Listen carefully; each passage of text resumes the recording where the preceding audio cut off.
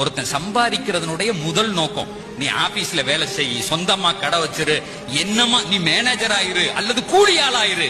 முதல் நோக்கம் சம்பாதிப்பதற்கு உங்கள் குழந்தைகளுக்கு நீங்கள் சொல்லிக் கொடுங்கள். அடித்து சொல்லுகிறேன், கோடி ரூபாய் இல்லாவிட்டாலும் கூட ஒரு கோடீஸ்வரன் என்ன வாழ்க்கை வாழ்றான்னு அல்ல அந்த பிள்ளைக்கு தருவான். எழுதி வச்சுக்கோங்க. பெருமானார் சொல்லுகிறார்கள், நான் சம்பாதிக்கிறது கூலி வேலையாக இருந்தாலும் யாரெல்லாம் யார்கிட்டையும் கையேந்த கூடாது, உன்கிட்ட மட்டும்தான். அதுக்கு தான் இந்த சம்பாத்தியம் அப்படின்னு சொல்லணும். எப்படி சொல்லணும்? என் மரணம் வரை நான் பெற்ற பிள்ளையிடத்தில் கூட எனக்கு இது வேணும் கேட்கவே கூடாது, நீ தந்தா போதும்.